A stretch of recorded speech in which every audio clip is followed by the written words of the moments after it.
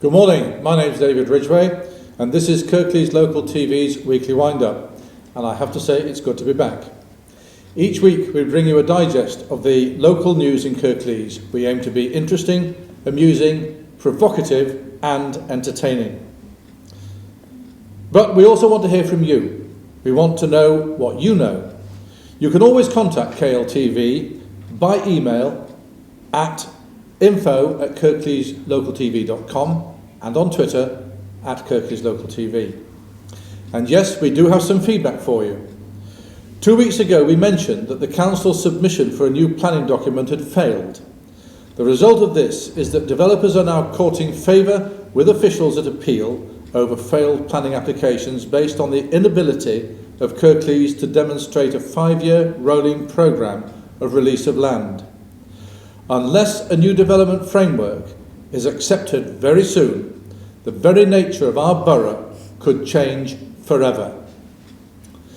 And secondly, we have talked about the financial cuts that we're all facing. For many years, Christmas trees have been provided by local area committees following requests from local groups. In Marsden, however, the request was for a living holly tree, which is growing just outside the Riverhead pub. In Slathwaite, after the removal of the well-loved row of cherry trees to allow the reconstruction of the canal through the village in the year 2000, local residents said they would prefer Christmas lights to be placed on the remaining cherry trees opposite the Silent Woman pub. But suddenly, this year, a mysterious Christmas tree, together with the lights, has appeared. This remarkable gesture could be regarded as a miracle, and it could be estimated that that miracle is costing the benefactor in excess of £500, but no one knows who that person is. This week, in order to regroup and to assess the results of this show over the past 2-3 months, will be the last weekly wind-up until the back end of January. Nevertheless, we have a show to put on, and my special guests this week are Miss Gemma Walsh and Miss Crystal Craig. Welcome to the show. Gemma has graduated earlier this year from Huddersfield University with a 2-1 degree in advertising and marketing, originally from Accrington, a big fan of Accrington Stanley. She is now working in Huddersfield, and I am hoping to talk with her about the difficulties being faced by graduates in finding work, especially where they are able to use the degrees that they've earned. Crystal Craig is an apprentice with Kirklees Council. I must have to watch my step today. And is working in business administration. That's right. Okay. And that is part of the Communities and Leisure Department. And I should be interested to hear the differences you two have with regard to getting into work from, I was going to say from childhood into adulthood, but you know what I mean, from school into adulthood. But before we both talk about all these specific matters, can I ask you both, has anything specific caught your eye in the news this week? Crystal?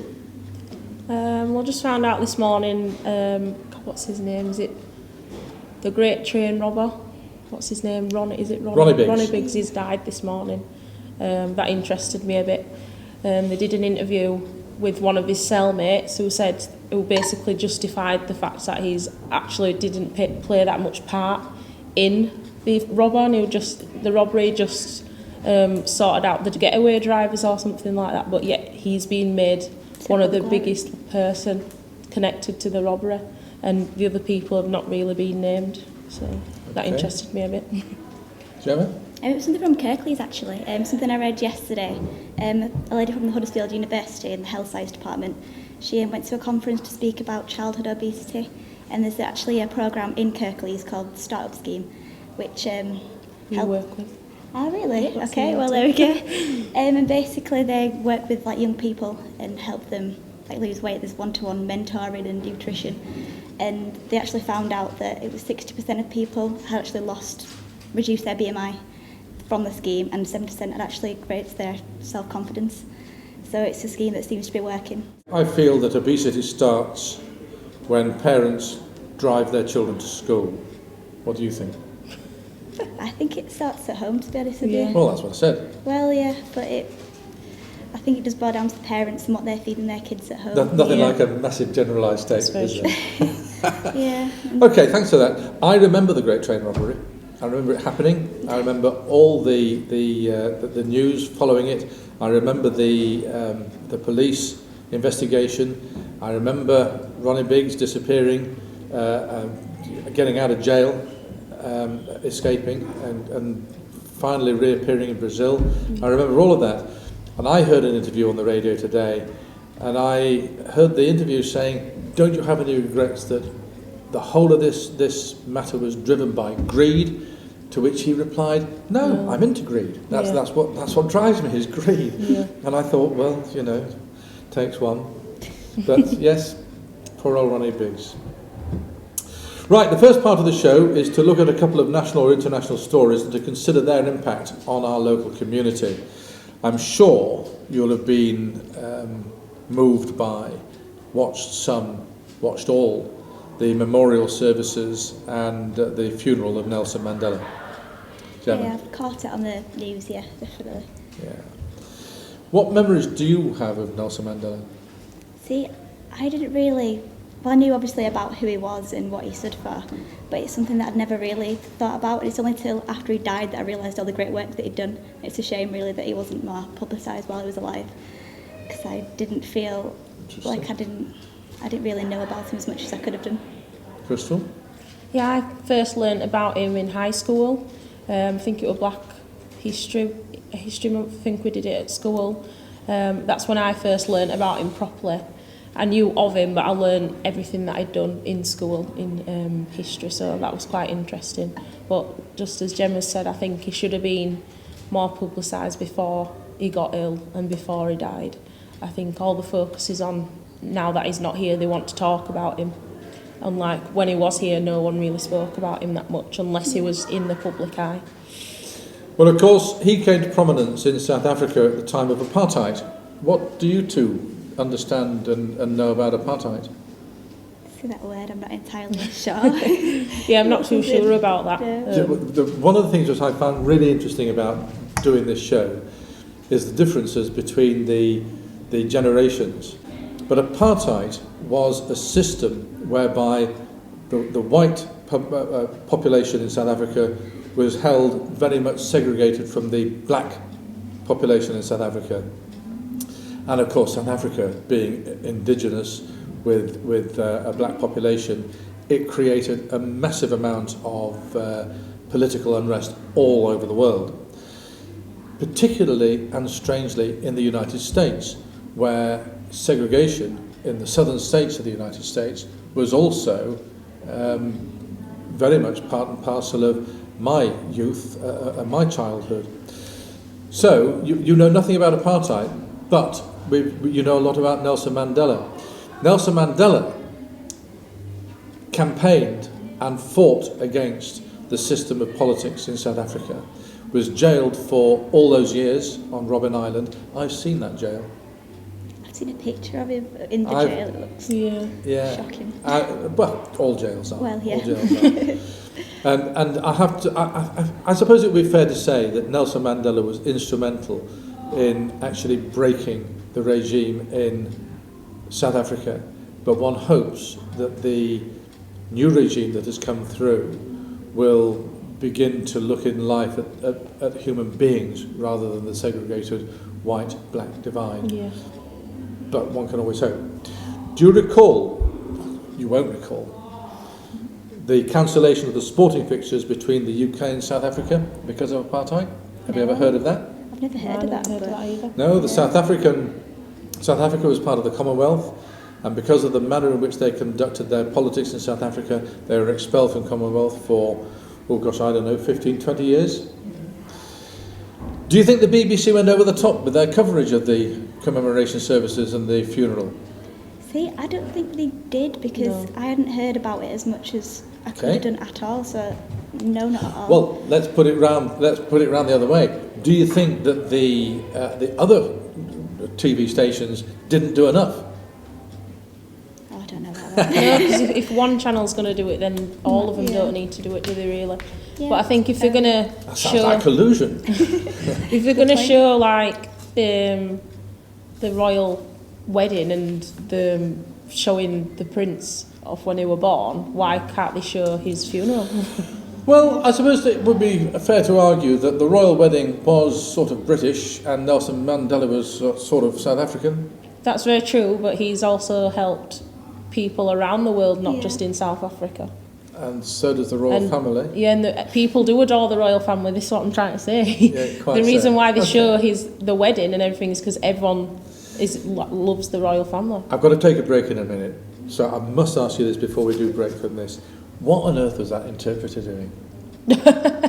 It's been said that he had schizophrenia or something, and he didn't. Yeah, but he's been there before.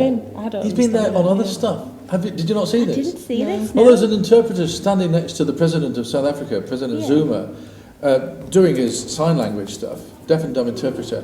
And what he was actually doing was just that. No. Absolutely so, yeah. Well, that's great. Thank you very much indeed. We're going to take a break now. I'm David Ridgway. This is Kirklees Local TV's Weekly Wind-Up. You can contact Kirklees Local TV by email on kirkleeslocaltv.com and on Twitter at Kirklees Local TV. Thanks very much.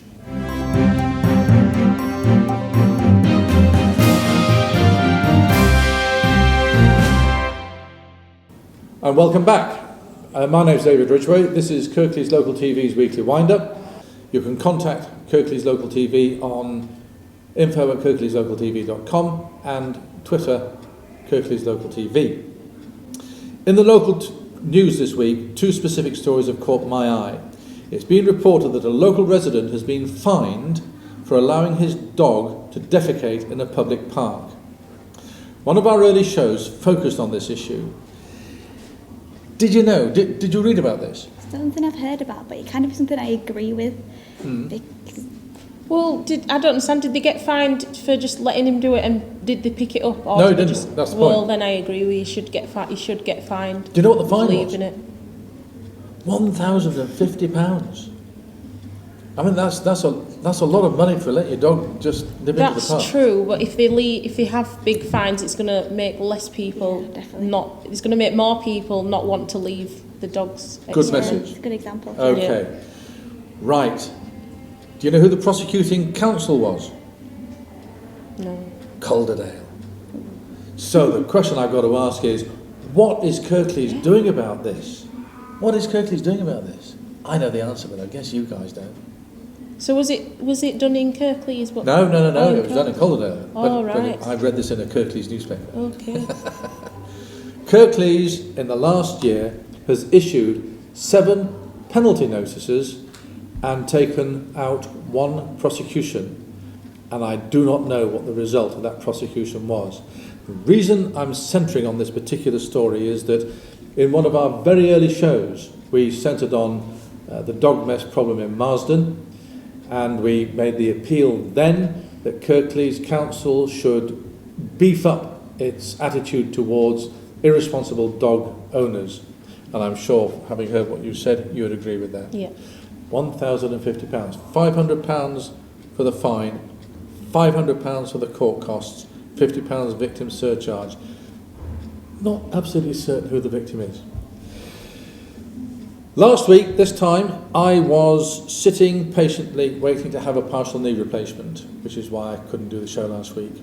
I was in the BMI hospital in Birkby, which used to be known locally as the Nuffield, but I am not a private patient. I was referred there by the NHS, and I have conducted a tweet programme, if that's the correct expression, I don't know, and we'll be putting together a documentary based on those tweets of the manner in which my operation went through. And I have to say that I give 100% applause to all the guys up at the BMI hospital, from Graham Walsh, the consultant, all the way down to the girls who delivered the food to us at meal times. They were all so kind, absolutely brilliant, and I have to say I enjoyed the rest. Students. I've got a note here, it says, students, make it up, they usually do. That's unfair, isn't it? Well. Gemma, I first met you 2 years ago. You did, yeah, and I was a student at that point. You were. Why did I meet you? Well, I was doing some market research for you. You did. So I was walking down the hills of Spathway and Linthway and knocking on people's doors. Yeah, you did some really good research for me. The thing that which concerns me about students at this time, and I know that Huddersfield University has an excellent record in placing its graduates in work where their studies have taken them, but many universities cannot equal that record. I'm really concerned that there are so many students who are working in areas where they can only just find a job. Exactly. Now, you made a comment to me on the telephone yesterday about this. Would you like to tell us about that? Yeah, well, I think probably about 95% of people that have graduated with me, and possibly the year before as well, aren't working in areas that they, well, perhaps wanted to go into when they started. Really? There's very, very few, maybe just a handful of people that I know that have gone into that, and they either don't have a job or they're just getting by on any old job. So I think what it does come down to is experience. What a lot of employers in these areas want when they leave, when you've got a graduate, is experience. And people aren't really told at the beginning of the degree that as soon as you step into university, you need to be an experience, need to be finding like placements and apprenticeships in that area before you graduate, where a lot of people do leave it until after they graduate to find that experience. Well, of course, it's usually unpaid, so they can't really afford to. I paid you. You did. Yeah. Crystal, you're an apprentice with Kirklees Council. How old are you? I'm 22. How old are you, Jen? 23. So you're much the same age. Can I ask, did you want to go to university? Not at first. I got put off by wanting to go to university because of the fees, and like what Gemma's just said, finding a job afterwards is really hard. I've got so many friends that have just finished their degrees and things and they're out of jobs. Some of them are just working in bars or working abroad because they just can't find a job in what they've studied. So that put me off totally and going to university. Do you think there's an imbalance between the courses that are offered and the ability for those universities to find placements for their graduates? Well, yeah, I think some... Are we studying the wrong stuff, in other words? I think they shouldn't put courses on if there's no jobs in that area. They should say, well, we're going to take that course off up until another year when they need jobs for that. They should do research on as to if there's jobs in, let's say, Yorkshire. If you're going to study and you live in Yorkshire, they should check if there's jobs around there. Because for instance, what's the point in studying something where you're never going to get a job in it? You can't get a job because it's too rare to get a job. See, I'm very keen on the apprenticeship scheme, and I have to say that I do not subscribe to the ideal that Tony Blair had, which is to have at least 50% of all children coming out of school will go to university. Yeah. I think that everybody should have the opportunity to go to university if they have the ability to go. Completely agree. And they should. Everybody should have the ability to go, so long as they have the line to follow when they graduate, and so on and so forth. So. There are very constrictions, but I am a big believer in the apprenticeship scheme. But I do feel that it's far too politically based in that government is pushing we need more apprentices, but they're not actually working closely enough with the local employers in order to make the apprenticeships available. That's true, yeah, I agree with that. Yeah. So the apprenticeships are having to be made available by the council. Yeah. And when you go through your apprenticeship time, will there be a job at the end of it? Well, because of the sector that I work in, I'm not quite sure yet.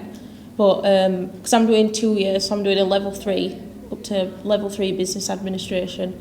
What they've said is they'll put me into a pool. So if there's a job, I'll get the first notice. So it'll go internally before it goes externally. Right. So that's a bonus of it. But my assessor at my learning provider said that I can go to university if I want to after my level 3, which is because that's equivalent to 2 A levels. So now you do appreciate, I'm sure, that the largest employer in any council area is in fact the small medium business. The big employers, the coal miners and the steel workers and the shipbuilders, they've all gone. So the biggest employers today are now the conglomeration of the small, medium employers, the SMEs. The problem that they have is by taking on an apprentice can very often push to one side an employee. Now, how can we accommodate this? Should the government should the local government make it available for young people like yourselves to become trainees, apprentices within businesses, so that at the end of the process of your apprenticeship you have a diploma which you can then utilise as part of your CV to move on into other things? Yeah. Would that make more sense? Yeah. Yeah, because then, like for me, for instance, I'll have 2 years working for the council as well as my level 3, and that, I believe that'll get me a job straight away. I don't think I'll be jobless for 6 months like I've had in the past. Yeah. So, and like Gemma said, it's all to do with experience. I didn't do an apprenticeship straight away. I've been to college. I've got A levels in certain things, and I was like 6-7 months without a job. You've got A levels in? I've got A level in childcare and psychology. I've got A levels in physics, chemistry and biology. And do you know how much I've used those throughout my working career? 0. Absolutely 0. Yeah. But then at that time I was training to be a doctor. I was planning to be a doctor, and I can remember going to my interview at Guy's Hospital, and I said to the Dean's Secretary, how many applicants this year? 3,000. How many places? 70. How many will qualify? 35. I then said to her, what are you doing tonight? She said, I'm married. I said, but why do you ask? I said, because I've just realised I am not going to be a doctor. Yeah. The statistics were just too high. And that was in 1964, 63, 64. Yeah, but there we are. Thank you very much. That was really interesting. Thanks very much for that. That's fascinating. We're going to take a break. I'm David Ridgway. This is Kirklees Local TV's Weekly Wind-Up. KLTV can always be contacted on email at info@kirkleeslocaltv.com and on Twitter at KirkleesLocalTV. Thanks.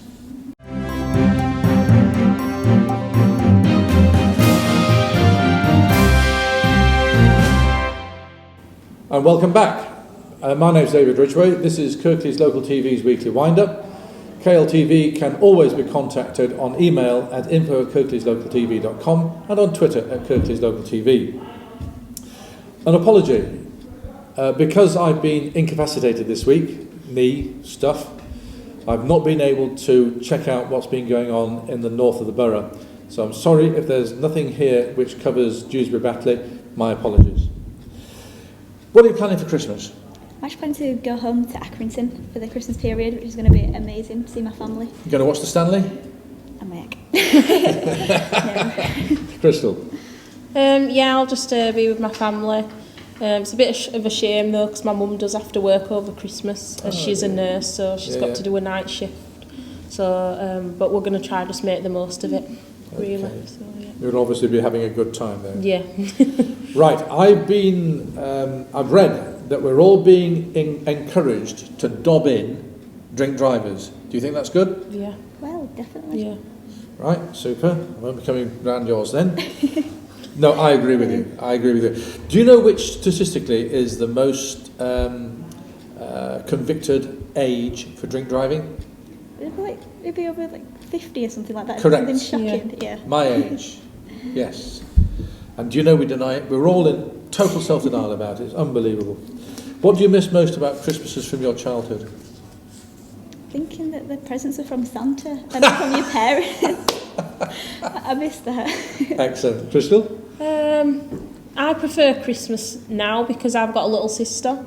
As of before, my other sister was only 2 years younger than me, so we was children together. But now I've got a little sister. It's more exciting watching her open her presents than young again. Yeah. Your mum will miss her then. Yeah, she will. But then by that time, she'll probably have some grandchildren. Right. I do want quickly to make comment about Peter O'Toole.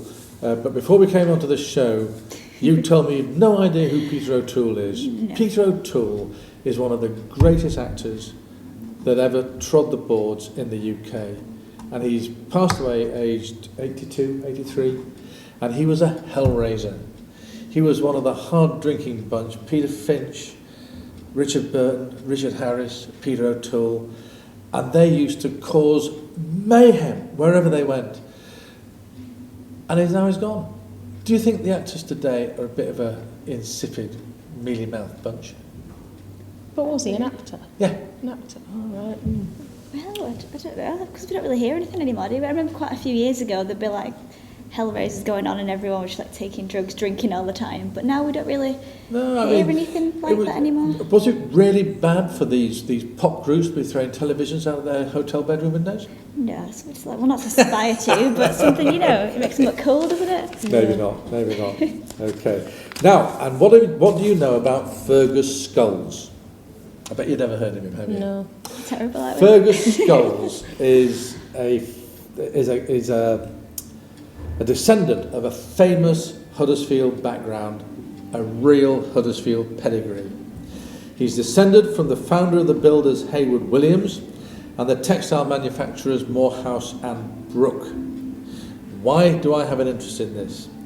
Well, he's trying to row across the Atlantic from the Canaries to America in a 7-metre rowing boat. Right. Now you might say, what a nutter, Madness. and I don't think I'd necessarily disagree, except that one of my family, Peter Ridgway, rowed across the Atlantic years ago. So there you go.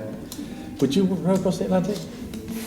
No, I'd be scared of falling in. And I've always been told to finish the show on a fluffy cat story. And last time I did this show was the first time I had a fluffy cat story, and this time I've got a fluffy cat story. Have you read about the 3-legged cat from Scapegoat Hill? Oh, no, I haven't, no. No. He keeps going missing, and they found out that what he does, he climbs into other people's cars and goes on trips all over the country. He's missing at the moment. So if you've seen the 3-legged cat from Scapegoat Hill, please get in touch.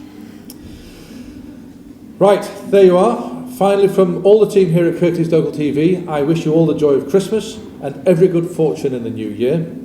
Please send us your comments and tips and let us know what you think. We can be contacted by email on info@kirkleeslocaltv.com and on Twitter at Kirklees Local TV. Thank you to my guests, Thank you. Crystal and Gemma. It's been good to have you here. But please let us know what you think whether you think Kirklees should be doing more to combat dog mess. Should we be encouraging Kirklees to get a development plan in place at the earliest opportunity? Do you think that our universities should offer courses more in line with job expectation than student expectation? I'm David Ridgway. You've been watching Kirklees Local TV's Weekly Wind-Up. Please get in touch. Contact us on info@kirkleeslocaltv.com and on Twitter at Kirklees Local TV. Goodbye. Thanks for watching. See you next year.